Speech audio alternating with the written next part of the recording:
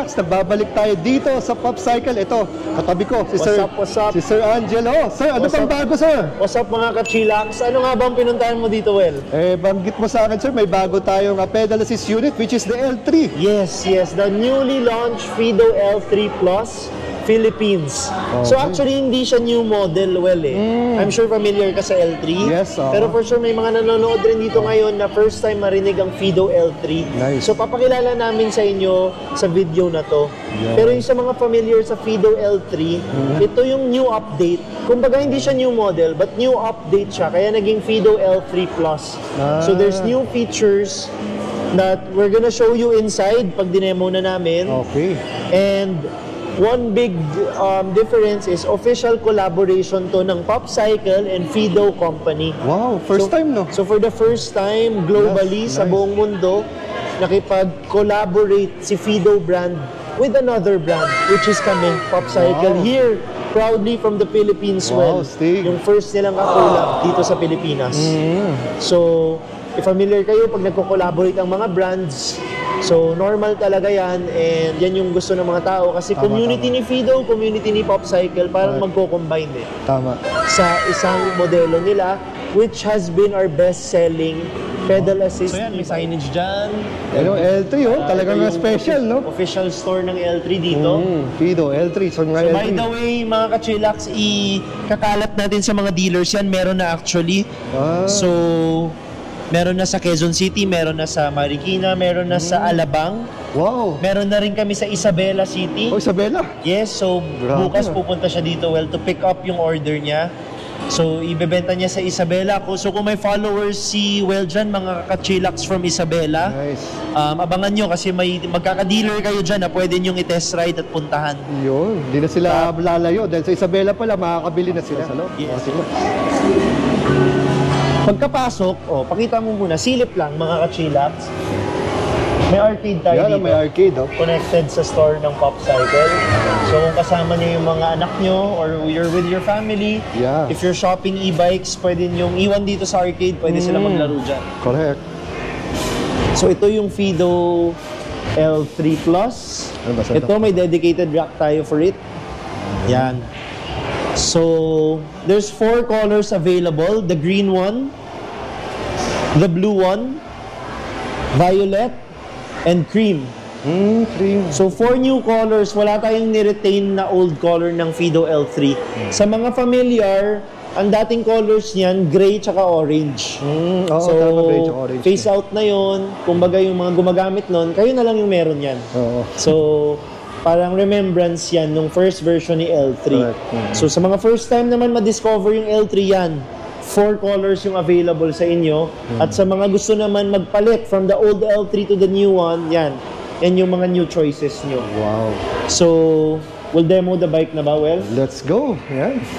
So, anong kilala si L3 about? Kilala si L3 as a long-range electric bicycle.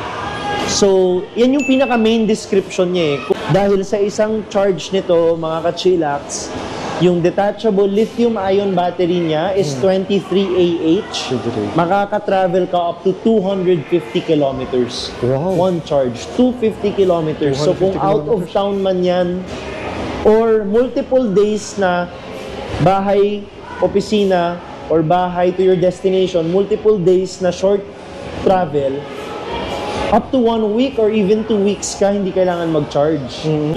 So, 2 purpose ng long range multiple days without having to charge, and long distance travel na kaya balikan. And third function, kung saan talaga naging kilala si L3, utility bike. So business owners bumibili para sa mga messenger nila, or mga small business owners, mga milk tea shops, or mga kung ano-anong business na may sarili silang delivery rider, ito yung pinapagamit nila. Speaking of delivery riders, actually, Well, kaya nandyan yan sa kaliwa. If nakikita nyo, resemblance yan ng Food Panda rider na may Grab rider box, so parang hybrid. If you see the bike they're on, L3 yung shape, Fido L3. Kasi dyan talaga naging kilala rin si L3 Kaya pala. sa mga delivery riders. Yun nga, the range, 250 kilometers. Grabe, And layo na. ayaw nila yung hassle ng motorsiklo. Actually, they're sharing, pag sa BGC daw, mas nakakarami pa tong mga naka-Fido L3 kesa sa motor. Tama, Kasi yung motor, tali ka sa stoplights. Ito, you're treated like a pedestrian, may bike lane. You can cross if you need to cross. Tama. Pwede ka sa sidewalk. Kasi it's a bicycle. Tapos, they don't have to park sa basement. Tama. So, kumbaga, kapag nakamotor ka, magpipick up ka ng order ng customer. I'm speaking to the delivery riders. Kung nakamotor ka, magpapark ka pa ng basement. Tama. Pagbaba mo ng basement, maghahanap ka pa ng slot. Kung walang slot, mag-aantay ka pa. Pag bike racks are everywhere. BGC, Makati. Usually naman, kayong mga riders, alam nyo sa mga area yung magaganda yung orders eh. Marami. Usually, alam nyo na yan. And aware rin kayo, may mga bike racks dyan. Tapos usually, they're allowed na nasa labas lang ng restaurant habang kinukuha nila yung food, tapos balik na sila. Niyuyulak lang nila, yung hindi naiikot yung gulong. Tapos they can go right away, so they can save time. Walang gas expenses. Correct. Walang parking expenses. Ang full charge nito mga ka-chillax, 20 pesos lang. 20 pesos lang, no? 20 pesos ang full tank magkano? 200. Correct. 200 na ngayon. So 180 pesos yung difference. Tapos mas marami pa silang time na nasisave dito dahil nga sa parking at dahil sa mga stoplights. Tsaka foldable pa. Tapos ito, we'll get to the foldable part later for the commuters. Kasi yung mga delivery riders, they don't really fold it. Galing naman sa manual bike. So, meron kasi mga nagpalit from motor to this eh. Meron rin nag-upgrade from manual bike to the Fido L3. Fido L3. Yun naman, walang pagod, walang pawis masyado. At syempre, dumoble, tumreplay yung delivery nila kasi mas mabilis eh. Yun, importante. So, we'll talk about the speed later. Correct. And the specs. So, yun.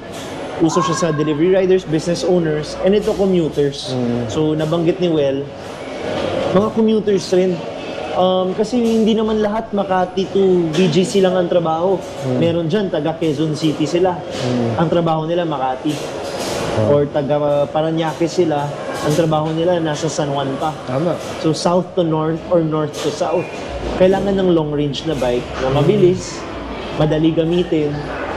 So, I think from that, we can get to the specs na. Bakit ko nasabing madali gamitin? Madali siyang gamitin because of its size. Accessible siya. Kahit pandak ka, 14 inches lang yung gulong niya.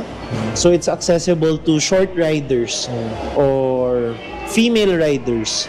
So, syempre, alam naman natin, mga female riders, mas maliit sila kaysa sa ating mga lalaki. Pero itong size nito na 14-inch tires, hindi intimidating sa kanila.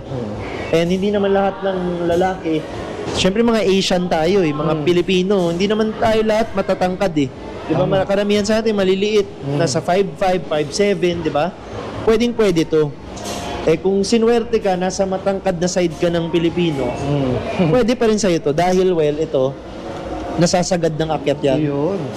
So, pakita mo sa kanila, well, para may reference. Ako, 5'11 and a half ako. Almost 6-footer na ako. Pero, kasya sa akin, dahil Ayan, no? Pwede. I'm 5'11", guys. Dahil natataas to, nasasagad yung Adjustable. seat post. Okay, so, kahit maliit yung gulong, I'm tall, pwede sa akin.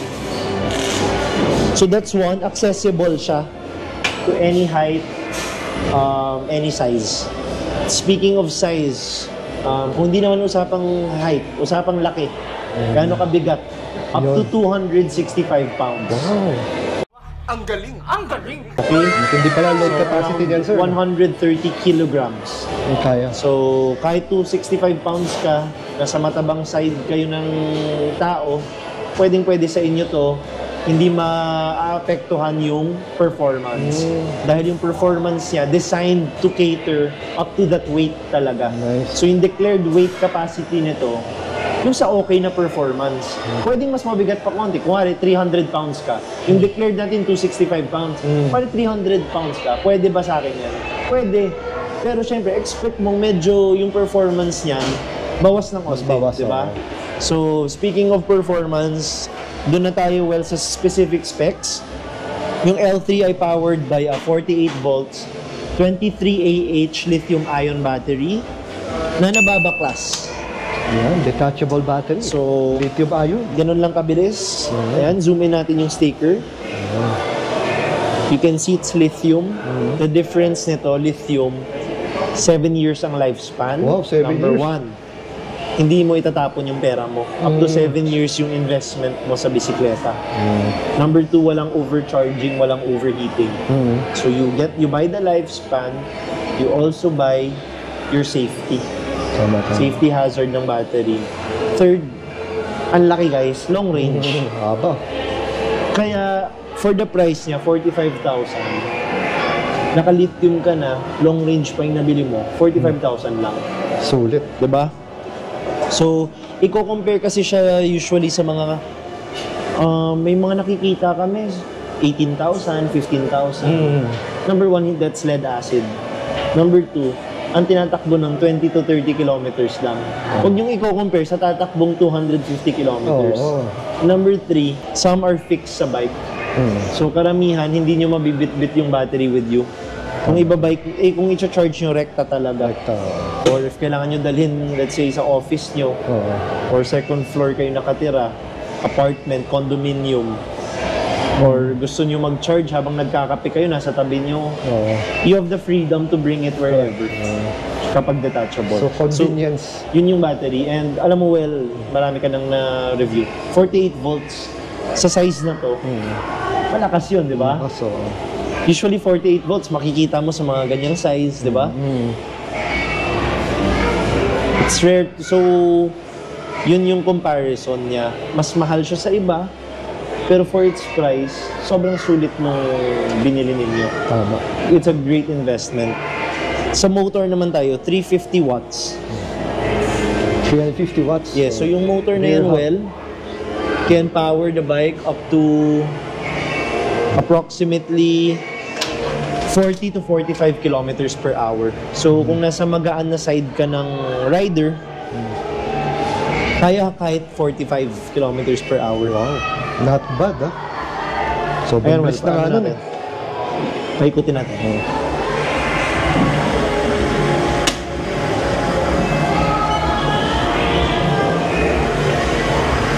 350 watts. So 40 to 45 ang top speed.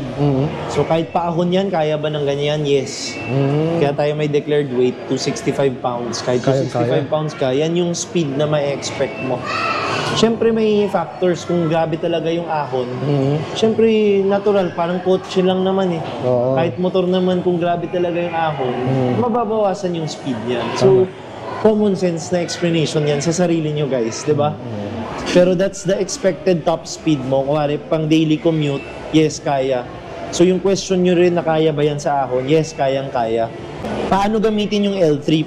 So, just like the other Fido e-bikes, merong pedal assist, wherein pag pinedal nyo, kumandar yung motor. So effortless yung pag-pedal nyo. Pwede rin, hindi kayo mag-pedal at all, nakapatong lang yung paa nyo dyan, twist the throttle, Sata lang yan. aandar yan, yung motor. Up to 45 kilometers per hour. So the option is yours. Pwede bang sabay? Yes, pwede. So, pwede bang manual? Yes, pwede. So, we'll get there. Well, ito. May modes yan. 0 is manual mode.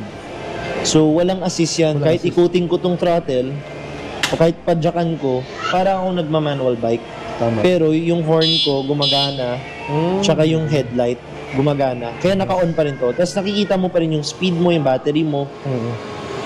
Tapos, the first mode is eco, pinakatipid. Pero you don't reach your top speed here. Most likely up to 25 lang Ayun, yung top pag-eco mode speed. pala. Pero tipid. Kuwari, nasa traffic ka or nasa mga barangay road ka, makikitid or hindi mo naman kailangang patakbuhin above 25, diyan ka lang. If nasa medyo main road ka, may mga kasabayan kang kotse, motor, you can go at higher settings, sport or turbo. Oh, may turbo pa. Yan na yung faster speed up to 40 to 45 kilometers per hour. And then dito sa taas, well, you can change yung nakikita mong display. So meron yung odometer, total na tinakbo ng bike. Meron rin yung nakailang kilometers ka na during the ride. Tapos meron rin time. Ilang minuto na ba ako nagbabike? Yun. Makikita mo rin dyan. Ngayon, yung app ni Fido, madadownload ng mga users ng Fido bike. Ito ang wala sa dating Fido L3. Ayan. Itong app ni Fido. So, ano yung pinagkaiba nito sa dating L3? May Fido phone app connectivity siya. Wow. So, si Fido actually one of the few brands na may app, may phone application. So, aware ka niyan, Will. Sa kadami-dami mo nang na-review, ilan ba narinig mo na may phone app? Bibihira lang. Wala pa sigurong 10, no? Ilan lang. Meron na, sigurado may narinig ka ng ganyan. Pero I'm pretty sure wala pang 10, no? So we're proud to say that Fido has a phone app. Wow. Alam nyo naman ngayon tayong mga taga 2024, kahit kayo, you're older than me, pero you use everything through your phone, di ba? Correct. Umaasa tayo sa cellphone. Lahat gusto natin accessible sa cellphone. So same sa bisikleta, pwede nyo i-on and i-off yung bike sa phone app. Pwede nyo rin palitan yung settings dito.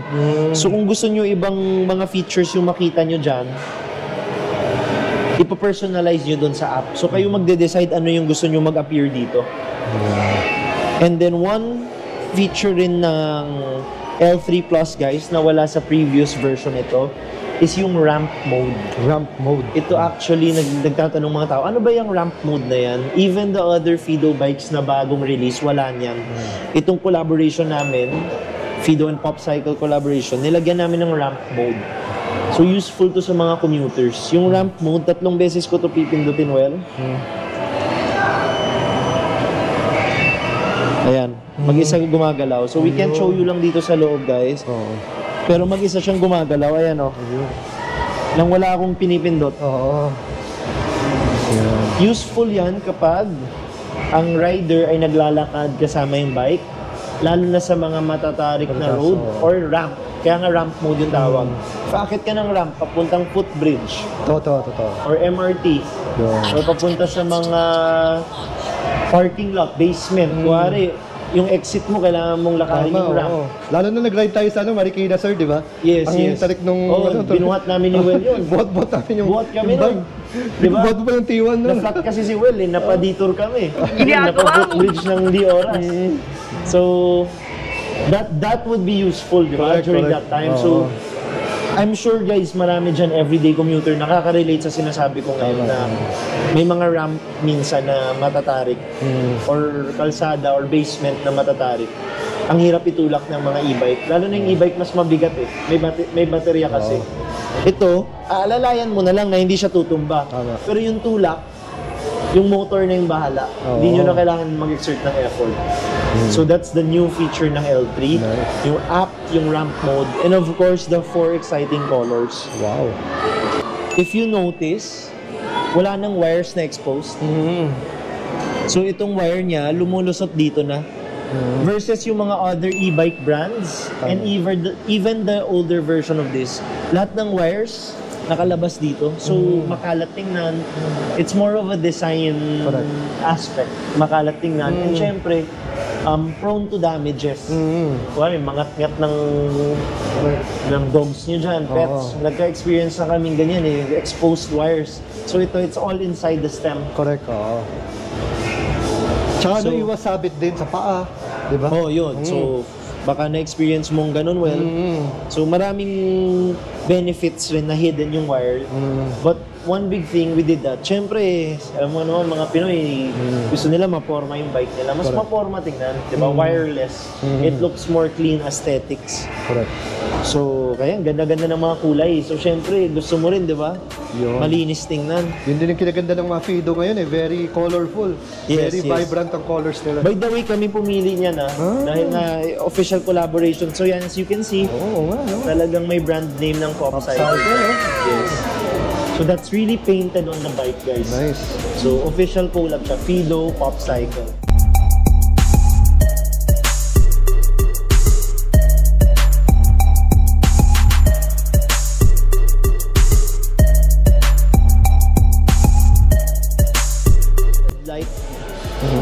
So, common naman yan sa mga e-bikes. Aminado kami. Siyempre, karamihan ng e-bikes ngayon, may built-in headlight. Ito, pagka-on mo pa lang nung screen, nag-on na siya. So, the whole time you're riding, umaga man o gabi, naka-on yan. Naka-on. So, kita ka. Ayun. So, yun. And then, well, Kaya rin siya compatible for utility use na Yun. na-mention ko kanina, business and the delivery riders. Built-in yung rack niya. Hindi nyo na Built-in kailangan rack, oo. So meaning mas matibay ito sa mga Oo, tinutornilyo lang. Number 1, din Oo. yun na kailangan bumili ng rack. Oo. Kasi built-in na siya. Number 2, tama si Well, mas matibay ito kaysa yung mga sinuscrew lang na add-on. Oo. Okay, nabibili nyo dyan, isuscrew nyo. Bakit mas matibay? Naka-weld na siya sa frame. So, ibig sabihin, up to, kung specific tayo, up to 30 kgs. Kayang-kaya. Kayang-kaya nito. So, around 70 pounds. Kahit bata na maliit, kaya nito. Kayang-kaya, no? Okay, so kung food ang dinideliver nyo or mga parcels, di ba? Kahit panglalamove, pwede to. Dahil up to 30 kgs yung weight limit. Lalagyan nyo lang ng box nyo dito. Tama. So yun, kahit yung pedal niyan, well, foldable. Foldable pedal. And then, yes, one big feature nito, which is yung mga commuters yung nakaka-relate dito or yung mga bumibili nito for leisure. So, although mainly commuters bumibili nito, tsaka mga utility users nga, meron rin for leisure. So, pang laruan nila. So, dinadala out of town, sinasakay nila sa kotse nila. Or, yun nga, kung punta sila La Union, drive sila. Laging traffic doon, mahirap. Uso doon, nagmomotor o nagbabike. Pwedeng dala nyo to, ibababa nyo doon, sakay nyo sa kotse nyo, ibababa nyo doon. Ito na yung sakay nyo doon. Ito na yung pang-ikot nyo doon. Madali siyang dalhin kahit wala kang bike rack dahil foldable siya. Yun, no? Kasyang-kasya sa kotse yan. Tapos, besides cars, bakit magandang foldable? Pwede sa bus. Tama. So, kung ayaw mo yung, although long range siya, lahat talaga nga kaya nitong gawin eh. Pwede mong diretsuhin, malayuan. Oo. Pwede mo ring isakay sa bus, doon ka na bumaba. Tapos pang-ikot mo lang sa area o pang-punta mo lang sa destination mo. And then pwede rin sa train. Ngayon, what comes with the bike when they buy it? We give this front bag from Fido rin, may brand nila, for free. Kasya dyan yung, kung gusto nyo ibaon yung ano nyo, charger nyo, tubig, mga personal belongings, kasya dyan. So free na tong bag guys, and we give a free dry fit shirt rin. So dry fit siya, parang suot mo well, yan. Yun. Presko. Pag mag-ride kayo, presko. Kahit papawisan, maganda yung shirt na yun. Mode of payments. Alam kong tatanungin ni Well to eh. Magkano si L3? 45,000 pesos SRP. May special discounts tayo sa delivery riders. Kailangan nyo lang magpakita ng ID or proof sa cellphone nyo, may account kayo kay Grab Food or kay Food Panda. Once may pruweba kayong talagang rider kayo sa kanila, makukuha nyo to ng 42,000 lang. Wow. So 3,000 less. Sino pang may 3,000 less maliban sa mga Grab riders natin? Ating mga healthcare workers, nurses, doctors. Meron ring 3,000 less ang senior citizen. Wow. Galing. Meron rin, may proseso lang kami dito sa senior kasi hindi naman pwede dalhin mo lang si lola mo, may discount ka na.